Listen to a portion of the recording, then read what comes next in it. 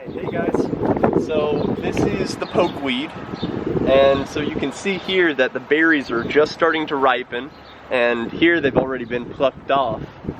But birds absolutely love pokeweed, and the stems will actually stay on all through the fall and winter, make some really nice decorative foliage.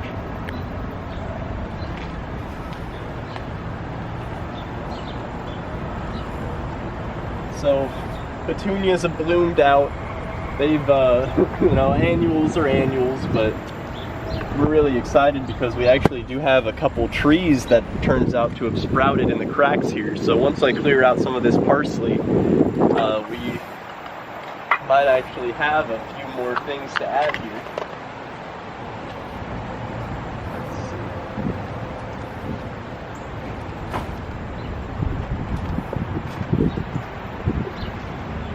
But you can see that it makes for a little tight squeeze sometimes. We've got a lot of different parts trying to part.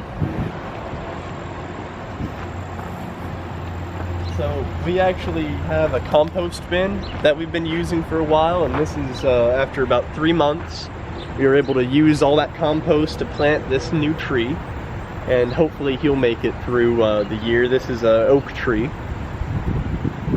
And you can see that there has been some shock on these oak trees, but the good news is that oaks actually are able to store carbohydrates in their trunk, and if they get too shocked, they're actually going to use that to last until it gets cold enough in the season that they can leaf out again.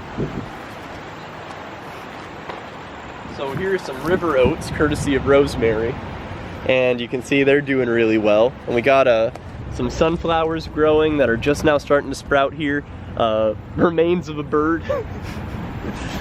And then we got this oak tree, which is doing great. A couple of persimmons that I planted here, some box elders, and a blueberry bush. So we're really just trying to see what sticks. What's been really interesting, mulberry trees will grow just about anywhere. If you're ever interested in what might grow in a really sunny patch, don't discount mulberries. So this is all actual just poplar shavings, hamster bedding, but it makes for a really nice cheap mulch, and whenever it rains, that poplar wood shaving really retains water. So after a while, hopefully that'll start to rot. We get some fungi in here. You can see that this oak tree, it got a little hot, so it lost its leaves, but it's now budding out again. And it actually has buds all the way down each of the branches here. So next spring, it should just go crazy. And the same thing is happening here. You can see right on the tip there, these new leaves that are coming out now that it's gotten a little bit cooler outside.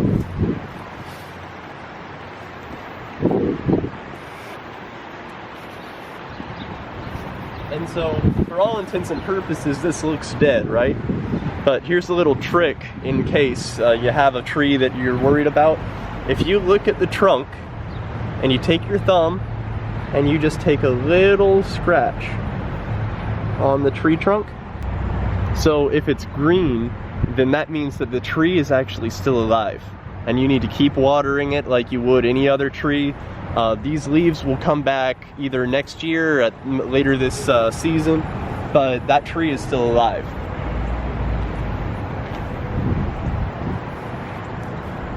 And here you see the oak tree doing the same thing. You can see how green the stem is, and it's ready to bud out either this year or next. It's amazing how resilient trees are. This guy's hanging on with just one leaf left, but you can see how much budding he has on the stems. And if you want to do the same thing, look, see how green that is? That tree is definitely alive. And unfortunately, this one was dead, so we had to take him out, but we planted a nice little oak sapling, and this is just to make sure that the soil doesn't get too hot. I think that's what killed the last tree, so we're taking some precautions. And then this is serviceberry tree, and out of all 4 trees in this mowed strip, this has actually been the best. And you can see here, still green. It has a lot of leaves, so it's still growing, and hopefully it'll be even bigger next year. So this is something that is interesting. So shopping carts, a ton of shopping carts, right? And we'll walk this way, and there's even one over this way. But why are there so many shopping carts here, right? And the reason is that the stores and everything, just because you don't have a vehicle doesn't mean you don't need necessities like groceries, like home goods. But if you don't have a car, how do you get all those things home?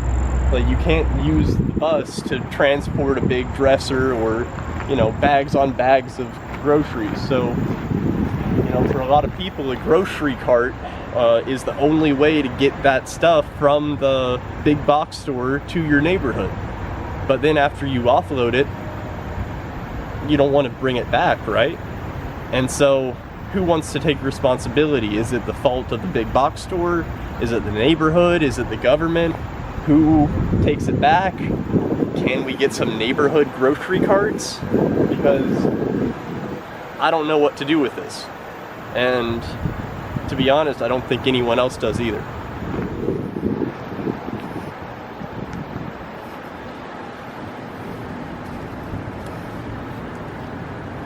So it's growing all the way through the head press here. It's actually anchored to the wall now.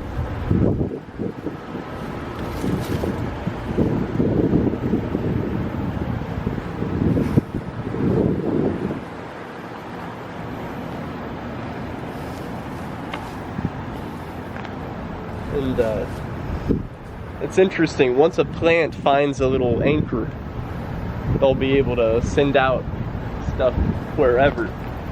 This is new. That was thrown away in the alley. I figured it would be, you know, a nice little accent piece in the meantime.